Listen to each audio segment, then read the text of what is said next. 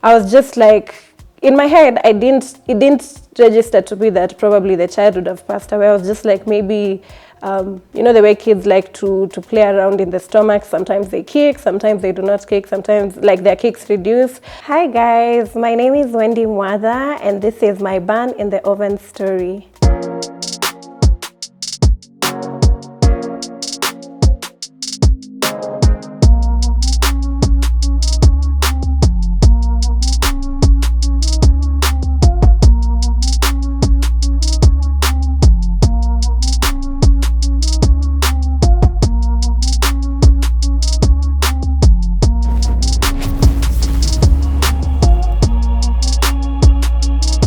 So I gave birth to my son in August 2017 on the 11th on a Friday at 12 p.m. It's crazy how I still remember all these things, but yeah, my pregnancy with my son was a really good pregnancy. When I found out I was pregnant, the one thing that scared me the most was actually telling my parents that I was pregnant. So when I found out I was pregnant, first of all, the pregnancy didn't even shock me. What shocked me, or what like made me frightened, was the fact that I had to break it to my parents, which I ended up doing, but with the help of now my son's grandmother on his dad's side. So she's the one who took me, and we set up a meeting with my dad, and during that meeting is when now I was able to tell them like I was pregnant. And at least the reception and the support from them was really amazing. I really appreciate the fact that my parents stood by me during that time. So that made my pregnancy even way easier. So after I found out I was pregnant, I was actually like 4 going to 5 months. So I had already passed my first trimester. The only symptoms I had at the time was that I had a bit of nausea, and it wasn't that bad. But I had nausea and my face was breaking out a bit, not too much, but a bit. So that was mostly my first trimester. So I found out when I was already in my second trimester that I was pregnant. And my second trimester was all about eating, just eating and eating and eating. I had a lot of cravings, especially for pizza. And during that time, I was going to school. I was in university. So I was going to school for my last 2 semesters. Were they 2 or 3 semesters? So I used to go to school because my university was in town, African Nazarene University. So I used to go to school. After school, I'd cross over the road and go to Tuskys, buy ice cream, then go all the way back to Commercial and buy fries together with a kebab, and then pass by Pizza Inn and buy the pizza pie because I couldn't finish like a whole pizza on my own. So I'd buy the pizza pie almost every single day I was going to school, and wow. Now when I think about it, I really gained a lot of weight. I think I was like almost 75 kgs by the time I was giving birth. So yeah, that was my normal routine every time that I went to school, and it was a good pregnancy at the time. Then I entered my 3rd trimester, still good. The only thing was obviously the weight gain. Yeah, so my pregnancy was really, really good with my son. So the day came when, now the day before I gave birth to him, because I gave birth to him on 11th. So on 10th, we had gone to the hospital. Now 9th usiku, going to 10th, we went to the hospital because now I was telling my mom like, by then nimekuwa nikiumwa na tumbo, but it's not a big deal. So my mom was like, because now my due date was obviously near. I was meant to give birth between 15th and 17th, but I ended up giving birth on 11th. So when my mom heard that I was having pains, because she was not around, she had traveled to up country, so I was at home with my brother and my sister. So when she heard that I was having pains, she was like, are you sure you're not in labor? And I was like, no, I'm not in labor. But I think she just couldn't rest. So she sent my aunt, and my aunt came and now picked me at home with my siblings. And we went to the hospital. Now, when we went to the hospital, I was checked, and the doctor was like, madam, hata hujaanza hata kudilate. Like, nothing is happening. So when my mom heard that, she was like, okay, sawa basi, everything is okay. So we went back home. So going back home, usiku ya now 10th, yes. Usiku ya 10th from like 2 a.m., we're watching like a movie with my sister in our room. And I started telling my sister, by the way, nimekuwa nikiumwa na tumbo, but si ati ni like uchungu sana, but nasikia tu ni, it's like I'm cramping. But my sister asked me like, are you okay? Because she's my younger sister. So she asked me, are you okay? And I'm like, yeah, I'm okay. It's just painful, but it's not actually uncomfortable. So we watched the movie for like an hour and a half, then we slept. So from like 4 a.m. there, like now, these are now contractions. Now that I look back at it, they were contractions. So the contractions are happening throughout the night. So I'd wake up and sleep on the bed, like on my knees, and then when the pain passes away, like goes away, then I go back and sleep. So that was like my whole night. And then it gets to 7 in the morning, my mom comes to our room. She finds me awake. Then she's like, kwani hujalala? Nikamwambia, nimeshinda nikiumwa na tumbo almost the whole night. So now she starts freaking out. She goes like, hii sasa utazaa kwa hii nyumba. Let's go now. You have to go to the hospital. And I was like, okay. So I wake up and my mom is like, don't even shower. You'll go shower in the hospital. And I'm like, how will I go without showering? So I go to the washing area to take my towel from there because I had put my towel in the washing area. So I leave my room, go to the washing area, and while I'm in the washing area, like my water just broke. It was like somebody just took a bucket of water and poured it on the floor. So I stood there in shock because I'm like, hey, okay. So I go like, mom. Then she comes, Mio. Then she starts asking me, kwani umejikojolea? I'm like, no, mom, seriously. Like my water just broke. Hey. My mom just went crazy. She was like, no, now we have to go. Now this is a sign that the baby is coming now. Nini. And me that time now, after my water broke, it's like now the pain just reduced significantly and I was feeling more comfortable because the pressure like around my abdominal area had reduced.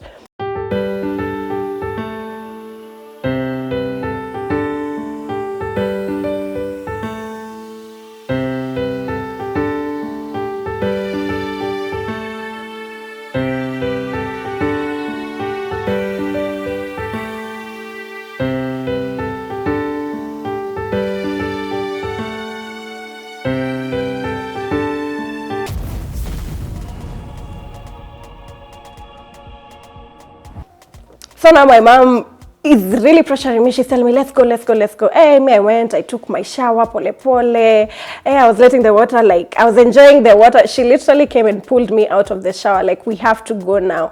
And during that time is when elections had already happened. So there was like a bit of tension in the country. There were not really many people on the road because guys were fearing like there was going to be like violence and stuff like that. So now I got ready. And then now we get into the car and my mom is worried because she thought like we'd find like people on the road and we'd be stopped and then now it would delay my process of getting into the hospital, but thank God that was not the case. So now we went to the hospital. Me now on the way to the hospital, I'm now like telling my friends like, naenda hosi sahi, nini. And my mom is like, are you serious? Can you monitor those contractions? They're coming after how long now? They started coming like between 8 minutes and then now they started coming after every 5 minutes. So every 5 minutes, like I'd get a contraction, nini. So now we went to the hospital. When we got to the hospital, so now we found now the nurse who had seen me now the night here 9th kwenda 10th. So that nurse found me there and she was like, umerudi tena? Nikamwambia, hopefully this time I'm actually coming to give birth. And she was like, that's nice, my shift has ended. I'll see you when I get back. And I was like, okay. So they go through like my documents because I had already booked my bed in the hospital. So they go through the documents, nini, and they're like, okay, so now we're going to check you if you're dilated. And that's exactly what they did. So when they checked me, I was already 8 centimeters. My mom hearing that, she was like, you see, I told you, ungezalia kwa hiyo nyumba, nini. And I was just looking at her like, for me, because this was now my first child, I was not saying like it was a big deal, but for her, she was really panicking. So time went by. I got admitted at like around 9. So they put like these belts on your stomach for you to measure, like for them to measure the contractions of the child. So every time you get a contraction, you're supposed to press like the button. So they monitor it till eventually now they changed, like they moved me from the bed. Now they took me to now the labor room. So when we got into the labor room, it was like 11 there. So I continued contracting. My mom was just there, tunachapa story, nini. Like my contractions weren't like as bad as people put them out to be. Like I don't know if it's my pain tolerance, but it wasn't like so in my face. I think I could be able to tolerate it because it would come, I'd like grab my mom's hand and then ikipita tunaendelea kuchapa story. But now when it got closer to me giving birth, is when now it became like really, really intense. And then this nikaletewa ati chai na keki ati nikule. I'm looking at these people like, how am I going to drink tea and cocoa? Like take cocoa and cake right now. Like my mouth was so dry, I didn't even want to eat anything because I feel like I would have like vomited everything. So my mom took advantage and she ate. She was like, oh, talking her, she's eating. Okay, sure. She's asking me that and she's still eating everything. So after that, like when it got to like 11:45 there, the nurse comes and she's like, mtoto asipotoka by the time 12 inafika, itabidi sasa utoke utembee. I think my son had that and he was like, no. So it got, when as time went by, then now I was like, hey mom, I feel like, because a lot of pressure goes through like your back. So I was telling my mom, hey mom, I feel like going to the loo, because the doctor was telling you like if you feel like going to like the second call, like basi mtoto anakuja. So I'm feeling a lot of pressure on my back. I'm telling my mom, mom pali imefika, I feel like mtoto anakuja sahi. So my mom runs out to go and get the doctor. So when she comes back, before the doctor comes in, already the baby is crowning. Crowning is when now the baby's head is already showing and wants to come out. So by the time the nurses came, they're freaking out. Wakwapo, they're wearing the, what is it called? Their attires, their gloves, nini. So the doctor goes like, she's wearing her attire, but she's like, if you feel a contraction, make sure you push. Do not push before the contraction comes, because they say if you push before you get a contraction, there's a highly likely chance that you're going to rupture and you're going to need to be sewn up and stuff like that. So you're always told like when the contraction comes is when you push, because now that's the baby is actually like your uterus is opening up. So the contraction came and she's like, if the contraction comes, just push, hold your legs, nini. And like 12 on the dot, my son was born and he was happy, he was healthy, akalia. He was like, I think he was 3.2 kgs. And I feel like that was like one of the most purest moments in my life, because it's so crazy, amazing how like, we have, like, as women, we have the power to give birth to another life. So I was just looking at the side, because my son was I was in the bed, but my son was put like in an incubator on my left side. They checked him, he was okay, everything. So yeah, that was a really good moment for me. But then now, I got pregnant again this year. Was it this year? No, last year, yes. So this is now that's my first child, my son. So everything is okay with my son, he's happy, he's healthy, and that was like a good experience for me for my first pregnancy.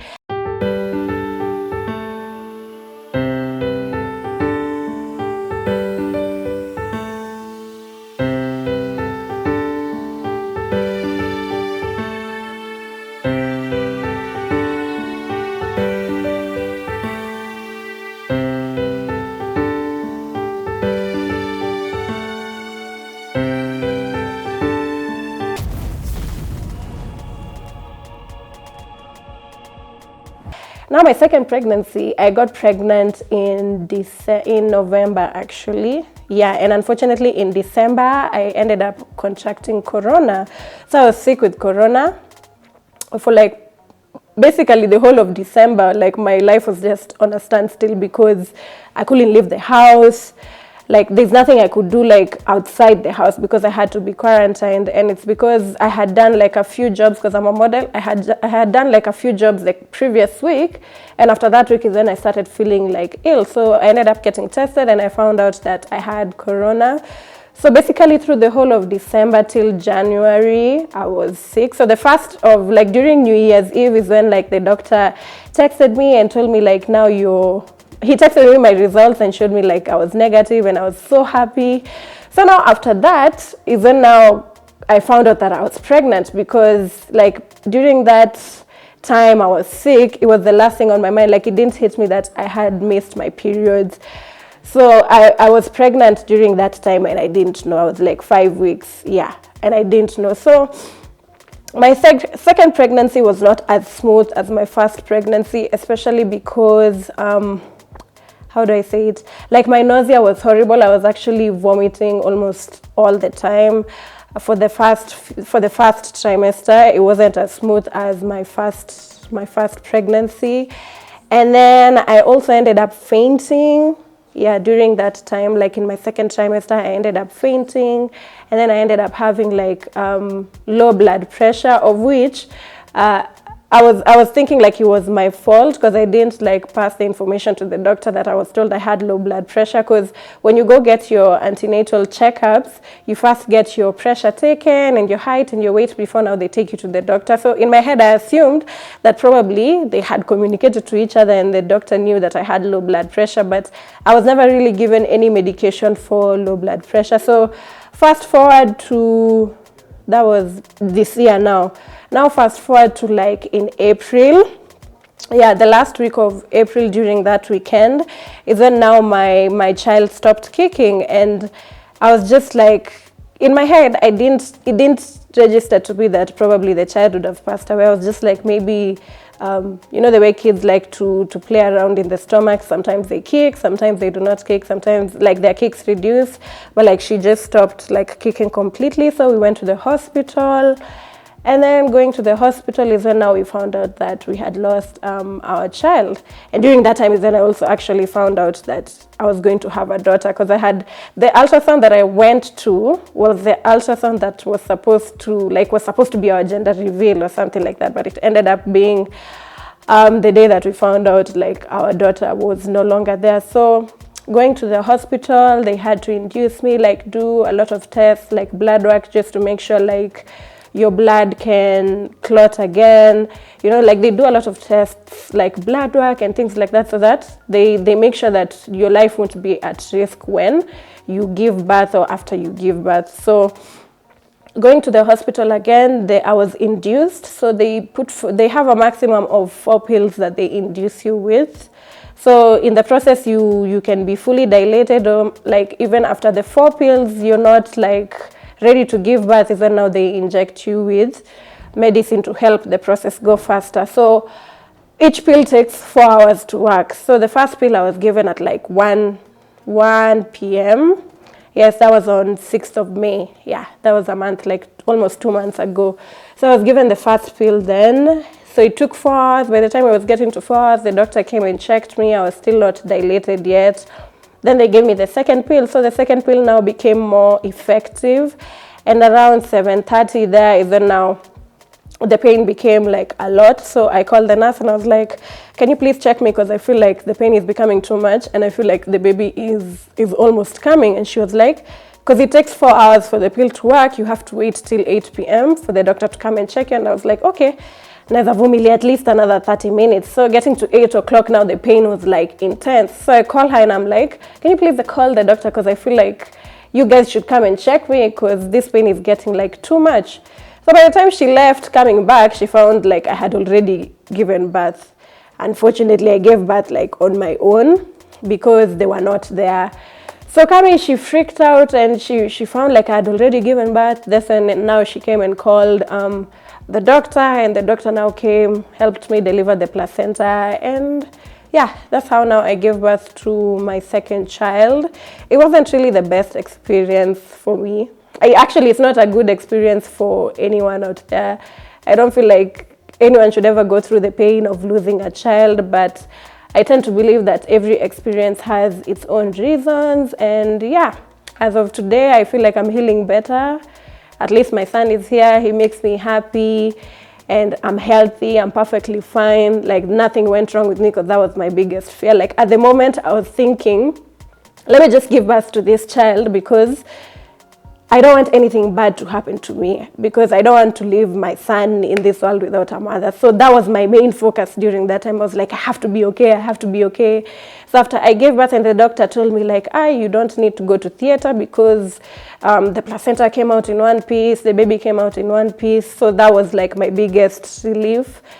And yeah, I don't think I'm planning to have children anytime soon, probably in the next like 3 years or something like that. For now, I just have my son with me, and I'm happy that he's there, and I'm happy that he's healthy and he's a happy boy. So for any mom out there who's lost their child and is going through like a tough time, just know that you're not alone. We are many of us here. I actually came to realize that like a lot of people have gone through stillbirths or miscarriages, because when I came out with my story, a lot of people like came to me and they were like, even me, this happened to me, this happened to me. So I tend to believe that you never know what someone is going through in a situation until you find yourself in the same situation, because never in my mind would I ever have thought like I would lose a child. And because it happened to me, and I have a voice, I feel like it's best for me to bring awareness to it and to just offer support to anyone going through the same things.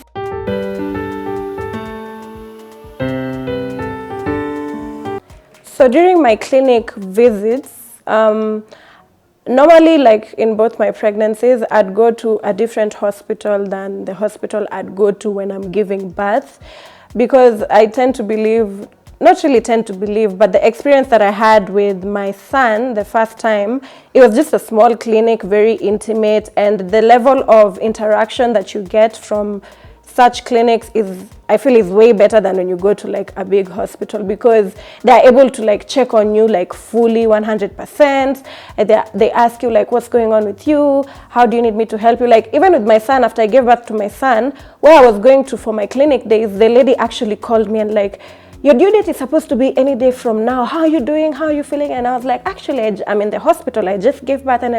And she was like, oh, that's amazing. Is everything okay? Like she actually followed up to check up on me and how I was doing. So that I feel like when you go to smaller, intimate hospitals, it's way better than you go to a big hospital. I don't know if it's, everyone has different experiences, but I tend to believe like smaller hospitals have a way of just being there for you, especially if they're certified and they're legal. Don't go to a small hospital and then say, Ati Wendy told me to go to a small hospital. No, go to a hospital that's verified, it's legal, and you've checked and you've seen, like, you've done your research and you've seen that this hospital actually has the equipment that you'll need, like for ultrasounds, for blood work and stuff like that. And even if you're planning to give birth in that hospital, that they have the actual equipments and medication that you'll need in case anything goes wrong. Because with my second pregnancy, especially when I was giving birth, I feel like I was neglected a lot, because there's this, I don't know how to say it, but in hospitals, they put this, the same way they put like a child by 6 months or by 8 months, they should be crawling, at a certain time they should be talking and stuff like that. It's the same thing that they do in hospitals, because now they believe that every woman's body is the same. So when someone calls you and tells you like, hey, I feel like the baby is coming, you assume the baby is not yet there, because the time frame that you've put in your head that this person is supposed to give birth is not the time frame that they are calling you at the moment. So I'd really like to bring awareness to the fact that hospitals are really neglecting people. Not because they don't have the facilities, not because they don't have like the medications and all those things to take care of you, but it's just, I don't know how to call it, but it's just ile kupuuza, yani mtu anakupuuza. They don't believe that umefika hapo, especially if you're a first time mom. Kuna that tendency of people saying ati yeah, anapiga tu makelele bure, ama like when you're giving birth and maybe probably you make a lot of noise, because not everyone's pain tolerance is the same. This person will be like the nurses would be like, anapiga makelele sana, ama nyamaza, mbona unapiga kelele, ama si uvumilie, ama things like that. And with childbirth, hawezi ambia mtu avumilie, because you don't know the type of pain that someone is going through. So it's really important, especially if you're in the medical field, just do your part. You've been trained, you've gone through the right procedures to become a medical attendant or a medical personnel. So just do your due diligence with this person's life, because at the end of the day, especially with childbirth, these are two people who their lives is in your hands. Just have the same passion that you had when you decided that you wanted to become a doctor, you decided that you wanted to become a nurse. Yes, there's a lot of monetary gain in becoming a doctor or a nurse or just a medical personnel, but just do your due diligence and just be there for this for your patients when they're giving birth, or when they tell you like they're not feeling well, or like when you find out information about them and probably most people don't even know. Like for me, I didn't even know like the low blood pressure was a big deal, because it was the first time I had low blood pressure. So I assumed probably maybe I hadn't eaten well, like I was hungry, or, you know, stuff like that. So if somebody would have pointed it out to me, like you need to get medication for this and for this, like I would have, I don't know, you understand what I'm saying? So it's very important for somebody who's in the medical field, especially in our hospitals, for you to just do your part. Because if I can remember with my second pregnancy, by the time I gave birth, you guys, I think I saw like 5 different doctors. Wengine walikuwa students. Like, of course you have to do your internship in a hospital, but it's important for the doctor to make it like clear to you, like this is a student. Like there's someone who even DM'd me and told me, like I had my cesarean section done, and then after I left, after this, the operation was done, the doctor left me with a student to close me up. And I was like, how does that even make sense? Like you're leaving, especially a very delicate patient like that, to get, what is it called? To get that type of treatment from a student. Obviously, I'm not saying that students are incompetent, but just for the comfort of the patient, to make the patient feel like they're taken care of, it's important for you to do your job like 100%. Because she told me she had to like create a, what is it called? To create a scene for the doctor to come back and close her. That's how you get cases for like people have like sijima cotton wool, they've been left in their stomachs. They also have atimacizas and stuff like that. And it's not a good picture, honestly. So I'd really like to reach out to our doctors, to our nurses, like especially those who are in the, what is it called, the birthing field, because that's the place where a lot of things go wrong. Just make sure that you give this person the type of attention they need. I know there are a lot of other patients, but just try as much as possible to make somebody feel catered for and not neglected. That's my bun in the oven story ×2. Unfortunately, the second story was not full, but yeah, there's a reason for everything. So I really hope you guys have enjoyed having me here, and thank you so much to the team behind Bun in the Oven for having me today. I really appreciate you guys taking time to help me put my story out there. It's not easy. I'm still healing, but yeah, every day is a new day to feel better. So yeah, that's it. Please follow me on Instagram. My Instagram is Wendy Mwatha, and my YouTube channel is Life with Wendy Mwatha. We actually also focus on stuff to do with young mothers, motherhood, and I just talk, yeah, the same way I'm talking here. So I hope I'll see you guys on the other side. So you can subscribe to my channel. The link will be in the bio of this video. And yeah, thank you guys so much. Bye.